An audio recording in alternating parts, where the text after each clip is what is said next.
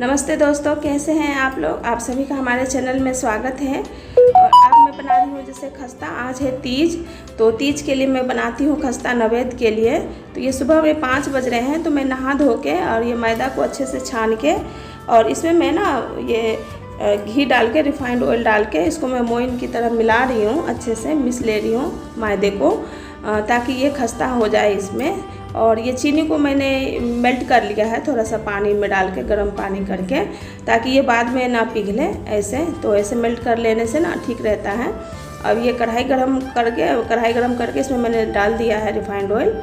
और मेरे पास ये नहीं है ना, सांचा नहीं है, तो मैं ऐसे हाथ से ही ओवल शेप दे के इसको मैं फ्राई कर लूँगी।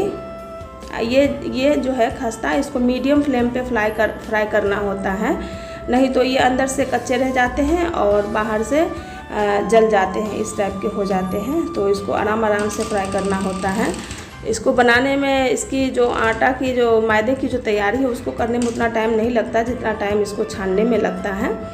तो ये सुबह उस टाइम में लाइट भी नहीं थी, इसलिए थोड़ा सा अंधेरा दिख रहा होगा आपको।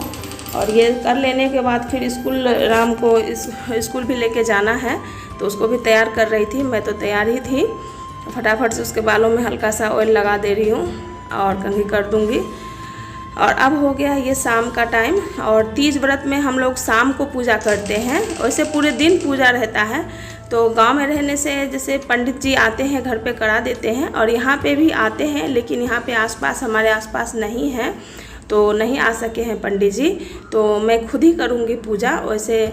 तो इसीलिए सब तैयारी करके मैं रखी हुई हूँ। देखिए, ये श्रृंगार का सब सामान है और साड़ी है जो मैं अभी पहनूंगी नहा के। और जितना भी पूजा का सामान है वो सब मैं आप लोग को दिखा दे रही हूँ। और साड़ी है यही श्रृंगार का सामान। जो दान करने वाला होता है, ये जो लहठी है, हमारे इधर लाह की चूड़ी पहनी जाती है, तो ये हमारे गाँव से आया हुआ था और यहाँ पर भी लिया है मैंने। और दान करने के लिए भी होता है श्रृंगार का सामान, और गौरी माता को चढ़ाने के लिए, गौरी माता को चढ़ा के उसके बाद उसको ना दान किया जाता है।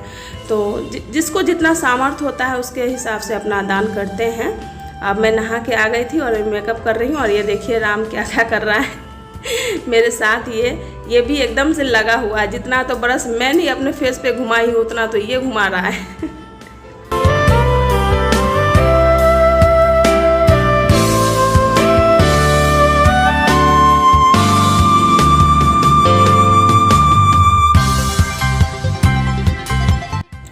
व्रत में, पूजा में हम लोग, हमारे इधर ये पीपा सिंदूर, इसका नाम पीपा है, ऑरेंज कलर का होता है, और इसको नाक पर से लगाया जाता है अच्छे से भर के। और अब मैंने पूजा की तैयारी शुरू कर दी है।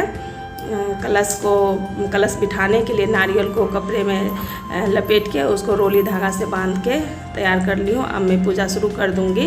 और ऐसे पान के पत्ता पे सुपारी रख के पूजा होता है। पंडित जी भी ऐसा ही कराते हैं, लेकिन वो मंत्र के द्वारा कराते हैं, तो हम लोगों को तो मंत्र उतना आता नहीं है, तो हम लोग ऐसा ही पूजा करेंगे। मैं ऐसा ही पूजा करूँगी। और बगल में ही बैठ गया है राम, वो बार घंटी डुलाया जा रहा था, घुमाया जा रहा था।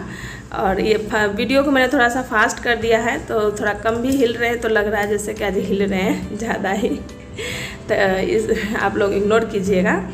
और ये देखिए, मैं अब रोली चंदन लगा दे रही हूँ शंकर भगवान जी को और गौरी माता को।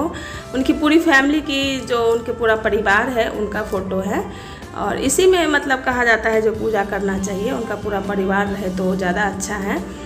कलश मैंने बिठा दिए और अब मैं पत्ते पे जैसे जो होता है, वो तो अपना सबका अलग अलग तरीका होता है, तो वैसे ही मैं पूजा कर ले रही हूँ, आप लोग देखिए। और ये धूप बत्ती भी जला दूँगी।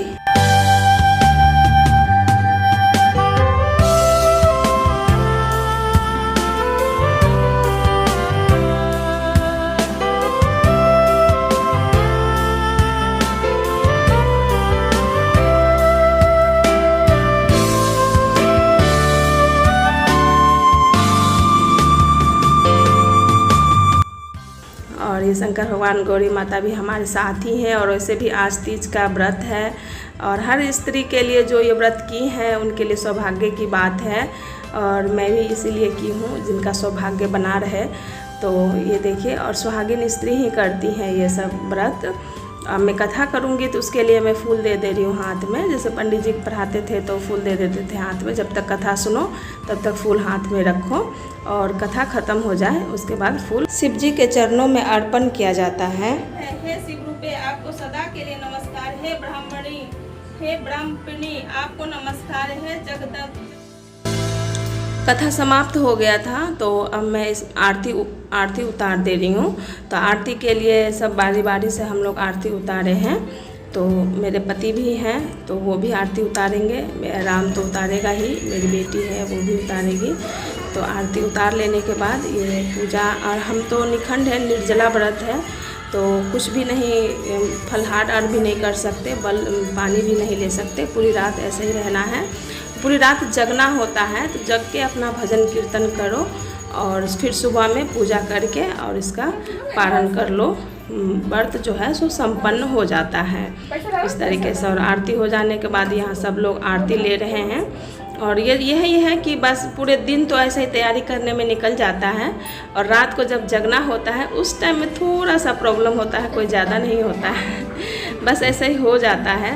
और शंकर भगवान, गौरी माता सबको ऐसे ही जो होता है ना, एक तरह से पार लगा देना, वो लगा देते हैं और बहुत ही आसानी से हो जाता है। थोड़ा सा लगता है पहले से ये लगता है जो पता नहीं होगा कि नहीं होगा, लेकिन हो जाता है। तो फ्रेंड्स फिर मिलेंगे अगले वीडियो में, और वीडियो देखने के लिए बहुत बहुत धन्यवाद। तो फिर मिलेंगे अगले वीडियो में।